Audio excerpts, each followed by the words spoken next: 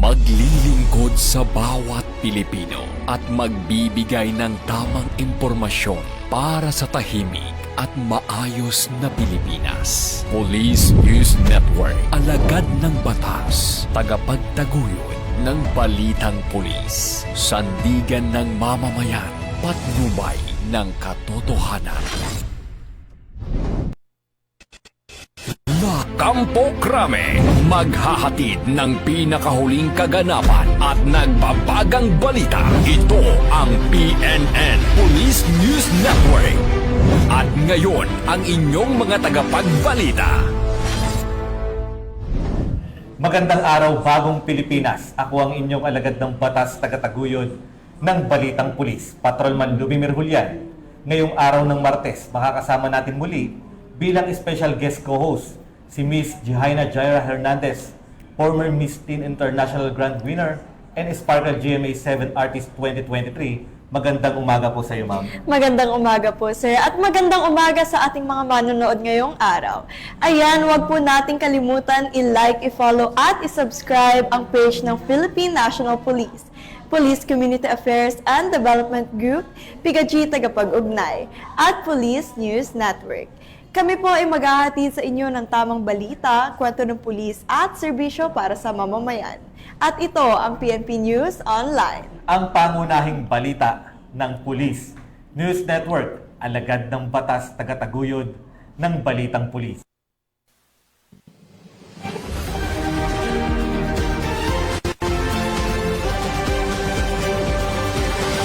Narito ang mga balitang dapat niyong abangan. Kahon-kahon puslit na sigarilyo na diskubre sa Sulu. Mahigit 3 milyong pisong halaga ng illegal na droga na sabat mula sa 2 individual sa Nueva Ecija. At top 1 most wanted person sa kasong qualified rape, timbog sa Negros Oriental.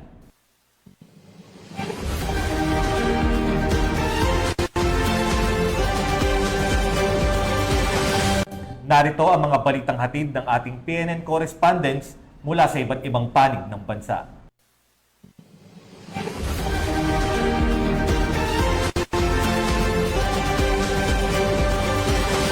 Simulan natin ang balita mula sa bahagi ng Luzon.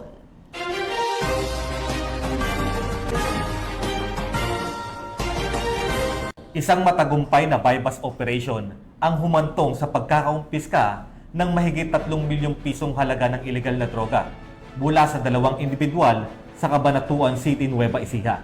Ang operasyon ay isang malaking tagumpay sa pagsugpo sa illegal drug trade at pagpapakita ng determinasyon ng mga otoridad na labanan ng krimen at mapanatili ang kaayusan sa bansa. Patrolwoman Janice Bolahaw sa report. Umabot sa 3,400,000 halaga ng shabu ang nasamsam sa matagumpay na operasyon laban sa ilegal na droga na isinagawa ng mga tauhan ng Cabanatuan City Police Station, Station Drug Enforcement Unit sa Purok 2, Barangay Santa Ana, Arcadia, Cabanatuan City nito lamang ika-5 ng Marso 2025. Ayon kay Police Colonel Ferdinand D. Hermino, Provincial Director ng Nueva Ecija Police Provincial Office, ang posure buyer mula sa pulisya ay matagumpay na nakabili ng hinihinalang shabu mula sa mga suspect na agad na naaresto. Kinilala ang mga suspect bilang isang 47 anyos na babae mula sa Santo Domingo, Nueva Ecija at isang 42 anyos na lalaki mula sa Cabanatuan City. Nakuha mula sa babaeng suspect ang 7 sachet ng shabu na may timbang na humigit kumulang 350 gramo, habang ang lalaking suspect naman ay nahulihan ng isang knot-tied plastic bag na naglalaman ng tinatayang 100 gramo ng ilegal na droga. Sa kabuuan, umabot sa 500 gramo ang nakumpiskang droga. Kasong paglabag sa Republic Act 9165 o Comprehensive Dangerous Drugs Act of 2002 ang inihahanda laban sa mga akusado. Nanatiling matatag ang Nueva Ecija Police Provincial Office sa walang humpay nitong kampanya laban sa ilegal na droga upang tiyakin ang kaligtasan ng mga komunidad at ipatupad ang batas. Ang operasyong ito ay isinagawa bilang tugon sa direktiba ni Police Brigadier General Jean S. Fajardo, Regional Director ng Pro 3 na naglalayong paigtingin ang kampanya laban sa mga individual na sangkot sa iligal na droga sa rehiyon. Patuloy namang magsasagawa ng mas pinaigting na operasyon ang Pro-3 upang matiyak ang kaligtasan ng publiko at masugpo ang kriminalidad. Mula dito sa gitnang Luzon, ako ang inyong PNN correspondent, Patrolwoman Janice Bulahaw, alagad ng batas, tagataguyod ng Balitang Pulis. Maraming salamat, Patrolwoman Bulahaw. Arestado naman ang isang lalaki sa Baguio City ng mga tauhan ng Regional Anti-Cybercrime Unit Cordillera dahil sa pagbebenta ng mga rehistradong SIM card na may verified GCash sa isang Facebook page. Magbabalita dyan si Patrolwoman Mary Grace Artizuela. Sa kulungan ngayon ang bagsak ng lalaking ito matapos makumpirma na ito'y nagbebenta ng mga rehistradong SIM card na may verified GCash o Paymaya account sa isang Facebook page. Sa pamamagitan ng cyber patrolling, nakipag-ugnayan ang mga otoridad sa suspect at nakipagkasundo para sa pisikal na transaksyon. Dito na ikinasa ang entrapment operation sa pinagsanib na puwersa ng Regional Anti-Cybercrime Unit Cordillera, Baguio City Cyber Response Team at sa pakikipag-koordinasyon sa Baguio City Police Station na nagresulta sa matagumpay na pagkakahuli kay alias Junjun, 32 anyos at residente ng Quezon City. Kinasuhan ng suspect sa paglabag sa SIM Registration Act at Anti-Financial Account Scamming Act o AFASA. Samantala, nasa pangalagan na ng Baguio City CRT ang suspect, pati na rin ang mga nakumpiskang ebidensya para sa tamang disposisyon at investigasyon. Aming pinalalahanan ang ating mga kababayan dito sa Cordillera at kung saan mang dako ng Pilipinas ay huwag po tayong bumili ng mga SIM na kung saan through online na sinasabi nilang registered. Ito po ay hindi natin alam ay nagamit na sa pang-i-scam at nagamit na sa illegal activities itong mga registered SIM card na ito na hindi natin alam kung kanino may-ari. So kung kayo po ay bibili ng SIM card o gusto nyo palitan ng mga SIM card ninyo, kayo na lang po ang pumunta dun sa legit or authorized seller or dealer ng mga SIM card or cellphone para hindi po kayo mabiktima ng pang-i-scam or dito sa cybercrime. Mula dito sa Campo Crame, ako ang inyong PNN correspondent, Patrolwoman Mary Grace Artizuela, nagbabalita para sa Police News Network, alagad ng batas, tagataguyod ng Balitang Pulis. Maraming salamat, Patrolwoman Artizuela. Hindi nakaligtas sa isinagawang marijuana eradication ang malawak na taniman ng marijuana na nagkakahalaga ng mahigit 1 milyong piso na nadiskubre ng mga operatiba sa Kibungan, Benguet. Patrolwoman Maria Ella Garcia sa report. Tinatayang mahigit 1.2 milyon halaga ng fully grown marijuana plants ang nadiskubre at sinunog ng mga operatiba ng Benguet sa communal forest sa Sitio Padanga, Takadang, Kibungan, Benguet nito lamang ika-9 ng Marso taong kasalukuyan. Ayon kay Police Colonel Joseph P. Bayongasan, Provincial Director ng Benguet Police Provincial Office, matagumpay ang operasyon dahil sa pagtutulungan ng mga operatiba sa pangunguna ng Regional Police Drug Enforcement Unit CAR, katuwang ang Philippine Drug Enforcement Agency CAR.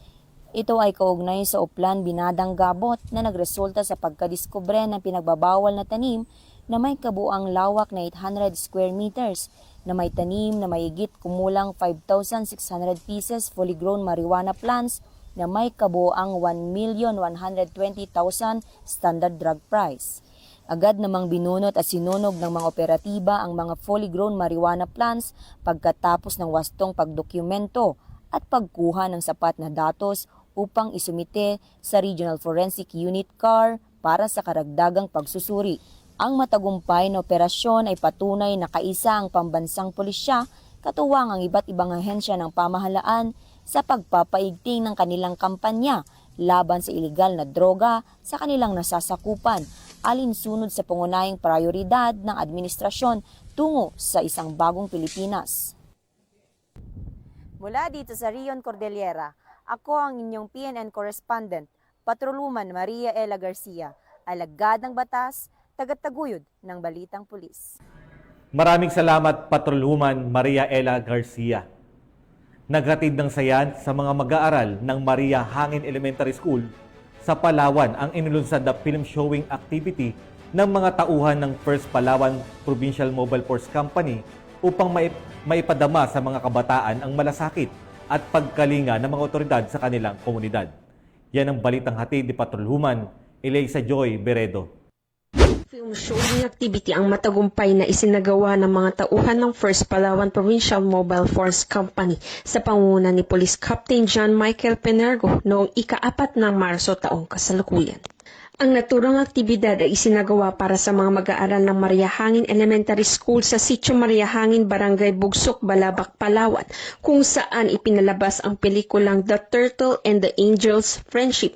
Layunin nitong magbigay ng kasiyahan at aral sa mga kabataan habang pinapalakas ang ugnayan sa pagitan ng pulisya at komunidad. Ang nasabing inisyatiba ay bahagi ng programang Revitalize Police sa barangay ng Philippine National Police na naglalayong patatagin ang tiwala ng mamamayan sa kapulisan at magtaguyod ng mas ligtas at mapayapang komunidad. Natapos ang aktibidad na may ngiti sa mga mukha ng mga mag-aaral bilang patunay na matagumpay ang layunin ng programa sa pagpapalakas ng koneksyon ng Philippine National Police sa lokal na residente. Mula dito sa Calapan City, Oriental Mindoro, ako ang iyong PNN Correspondent Patrolwoman Eliza Joy V. Beredo, alagad ng batas, tagataguyod ng Balitang Pulis.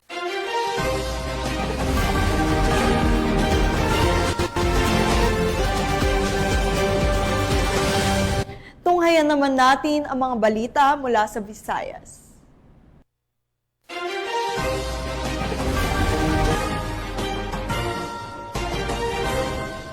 Kulungan ang bagsak na nakatalang top 1 municipal most wanted person na may kasong qualified rape matapos maaresto ng PNP sa Barangay Poblasyon, Santa Catalina, Negros Oriental. Sa tulong ng mga lokal na kapulisan at mga impormasyon mula sa komunidad, natunton at nahuli ang suspect sa isang maayos na operasyon sa nasabing barangay. Yan ang tinutukan ni Patrolwoman Flora May Azares. Arestado ng kapulisan ng Santa Catalina ang top 1 most wanted person municipal level na may kasong qualified rape sa isinagawang operasyon sa Barangay Poblasyon, Santa Catalina, Negros Oriental noong ika-9 ng Marso taong kasalukuyan. Kinilala ni Police Captain Idhel B. Tablate, Officer in charge ng Santa Catalina Municipal Police Station, Negros Oriental Police Provincial Office, ang suspect na si Marlon, nasa legal na edad, at residente ng sitio Talayong Barangay Kaigangan, Santa Catalina, Negros Oriental. Bandang alas 8:13 ng gabi, nang maaresto ng kapulisan ang suspect sa bisa ng warrant of arrest para sa kasong qualified rape na inisyu ni Honorable Maria Myla Ray M. Santos Orden, Presiding Judge ng RTC 7th Judicial Region Branch 63, Bayawan City, Negros Oriental, na walang rekomendadong piyansa. Kasulukuyang nasa kustodiya ng Santa Catalina MPS ang suspect para sa dokumentasyon at tamang disposisyon. Ang Santa Catalina PNP ay patuloy sa masigasig nitong operasyon sa pagtugis ng mga kriminal upang tiyak na mapanagot sa batas dahil sa bagong Pilipinas, ang gusto ng pulis, ligtas ka.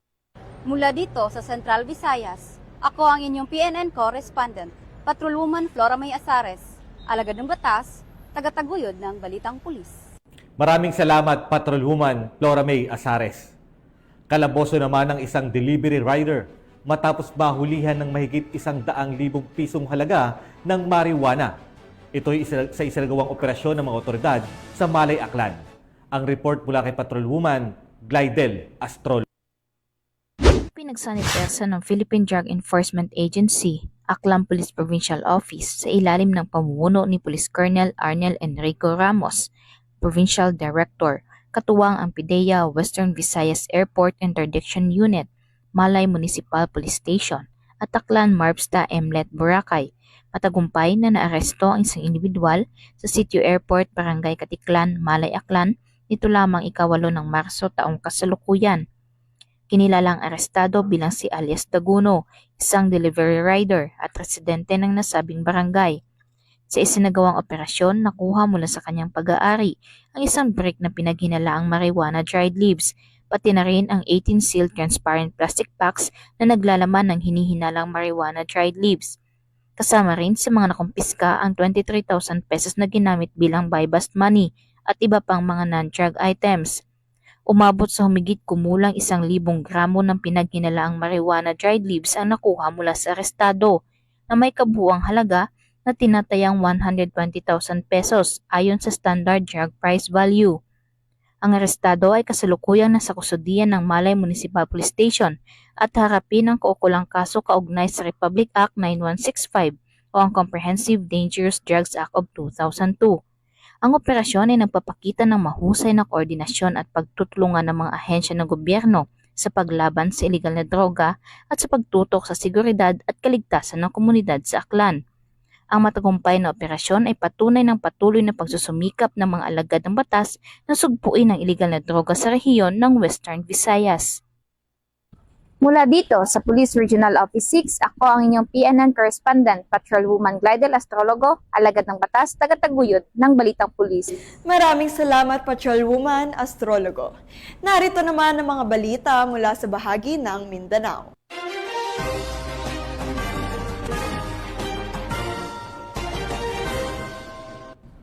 Isang malaking tagumpay ang naitala ng mga otoridad sa Sulu matapos batuklasan ang kahon-kahong puslit na sigarilyo na nagkakahalaga ng mahigit 2 milyong piso.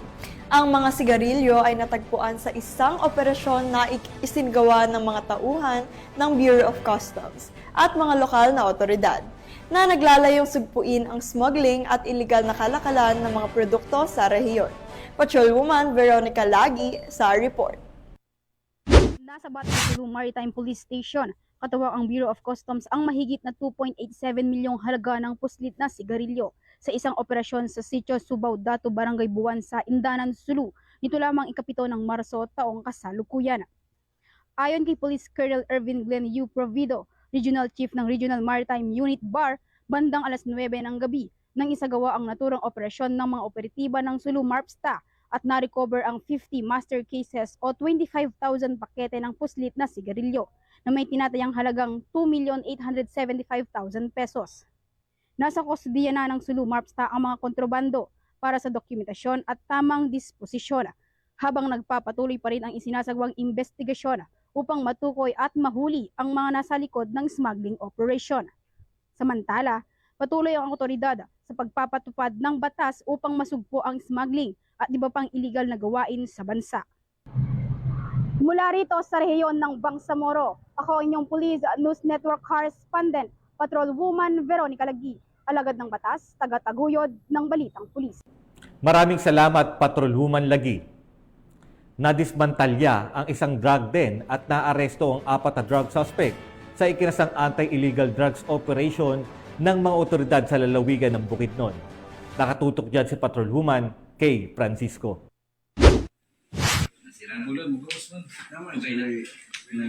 Apat na individual ang naaresto sa isang drug den sa isinagawang operasyon ng Philippine Drug Enforcement Agency 10, katuwang ang Bukidnon PNP sa Barangay Impatog, Cabanglasan, Bukidnon. Kinilala ang mga suspect na sina alias Jeff, 36 taong gulang, alias Ian, 31 taong gulang, alias Alma, 30 taong gulang, isang housewife, at alias Ana, 30 taong gulang, na isa ring housewife at mga residente ng nasabing lugar. Sa ikinasang drug bypass operation ng mga tauhan ang PDEA-10, katuwang ang Bukidnon PNP ay matagumpay na naaresto ang mga suspect at pagkakadismantalya ng naturang drug den. Sa operasyon ay nakumpiska ang 6 na pakete na hinihinalang shabu na may bigat na 6 na gramo at may standard drug price na 40,800 pesos at isang 1,000 peso bin na ginamit bilang bypass money at iba pang mga drug paraphernalia. Ang PDEA ay nandyan, no, para pangalagaan din, no, ang bilang law enforcement agency ay nandito ang PDEA para pangalagaan din ang kapayapaan sa ating lugar, no. At patuloy, asahan nyo na patuloy ang pagsagawa ng mga anti-drug operations ng PDEA para sa ating katahimikan, sa ating komunidad. Ang mga suspect ay nahaharap sa kasong paglabag sa Republic Act 9165 o Comprehensive Dangerous Drugs Act of 2002. Mula dito sa Northern Mindanao, ako ang Police News Network Correspondent, Patrolwoman Kay Francisco, alagad ng batas, tagataguyod ng Balitang Pulis. Maraming salamat, Patrolwoman Francisco. Sa walang tigil na operasyon ng kapulisan kontra iligal na droga, nasabat ang mahigit 100,000 pisong halaga ng hinihinalang shabu sa ikinasang joint bus operation ng mga operatiba sa Santa Maria, Davao Occidental. Patrolwoman June Marie Joy Rupin sa report. ang individual sa sinagawang buy-bust operation sa pangunguna ng mga tauhan ng Santa Maria Municipal Police Station, katuwang ang PDEA 11 Davao Occidental Provincial Office, 1st Davao Occidental Provincial Mobile Force Company, at Provincial Intelligence Unit Davao Occidental Police Provincial Office sa Don Pedro Mariscal Integrated Public Bus Terminal, Tapdasan Barangay, Poblasyon Santa Maria, Davao Occidental. Nito lamang Marso 7 taong kasalukuyan, kinilala ni Police Captain John Raywan L. Abadja, Officer in Charge ng Santa Maria Municipal Police Station, ang suspect na si alias Bay, 39 anyos at residente ng Purok Alhuda Nayon, Sharif Kabunsuan, Rosary Heights 2nd, Cotabato City. Dagdag pa ni Police Captain Abadja, na-recover mula sa suspek ang 4 na pakete ng hinihinalang shabu na may bigat humigit kumulang 15.6 grams at may standard drug price na 102,408 pesos. Ang suspek ay naharap sa kasong paglabag sa Republic Act 9165 o Comprehensive Dangerous Drugs Act of 2002. Patuloy naman ang mga operasyon ng Police Regional Office 11 bilang bahagi ng kanilang masusing hakbang upang labanan ang kriminalidad at tiyakin ang kaligtasan at katahimikan sa rehiyon. Mula dito sa Police Regional Office 11, ako ang inyong PNN correspondent, Patrolwoman John Mary Joy Rupin, alagad ng batas, tagataguyod ng Balitang Pulis. Maraming salamat, Patrolwoman June Marie Joy Rupin.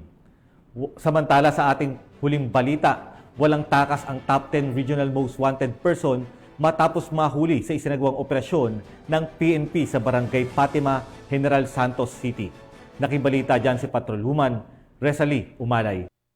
Ng mga operatiba ng Station 7 General Santos City Police Office, ang top 10 most wanted person sa Barangay Fatima, General Santos City. Kinilala ang suspect na si alias Ocean, 26 anyos, at residente ng Zone 6, Block 1, Barangay Fatima, General Santos City. Ayon sa ulat, naging matagumpay ang operasyon dahil sa pagtutulungan ng mga operatiba sa pangunguna ng Police Station 7 General Santos City Police Office. Inaresto ang suspect sa bisa ng warrant of arrest sa kasong paglabag sa Republic Act 9165 o Comprehensive Dangerous Drugs Act of 2002. Ang matagumpay na pag-aresto ng mga may sala sa batas ay patunay sa pagpapaigting ng pambansang pulisya sa sinumpaang tungkulin kontra kriminalidad bilang pagsuporta sa adikain ng kasalukuyang administrasyon tungo sa isang bagong Pilipinas.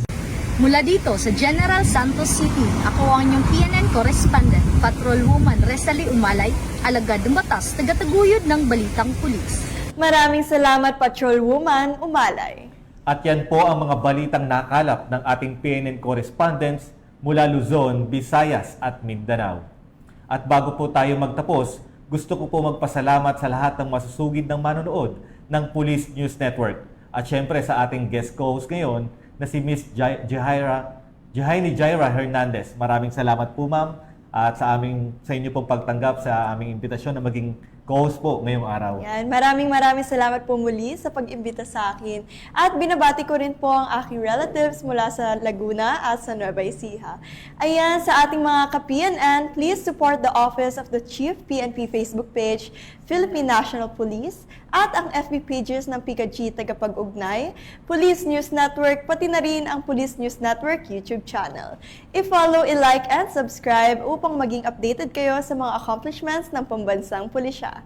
Pinapasalamatan at binabati ko rin po si Chief PNP Police General Romel Francisco Marbil, Police Major General Roderick Augustus Alba, the Director for Police Community Relations, PKG Command Group na pinamumunuan ni Police Colonel Marvin Joe Saro, Police Colonel Joel Serrano, Police Colonel Adonis Guzman at Police Colonel Joel Ada. Sa lahat ng personnel ng Police Community Affairs and Development Group at sa lahat ng magigiting na pulis sa buong bansa, maraming salamat sa inyong serbisyo para sa isang ligtas na pamayanan. Sa pamunuan po ng Philippine National Police, sa pangunguna ni Chief PNP, Police General Romel Francisco Marbil, at sa pamumuno ni President Ferdinand Bongbong Marcos Jr., kami ay maglilingkod sa bawat Pilipino at magbibigay ng tama at balanseng balita Dahil dito sa bagong Pilipinas, ang gusto ng pulis, ligtas ka. Mula rito sa tanggapan ng tagapag-ugnay ng pambansang pulisya, kami ang inyong alagad ng batas, tagataguyod ng Balitang Pulis. Patrolman Lubimir Julian. At Jihani Jaya Hernandez, former Miss Teen International, maghahatid ng tamang balita, kwento ng pulis at serbisyo para sa mamamayan. At ito ang PNP News Online. Ang pangunahing balita ng Pulis News Network.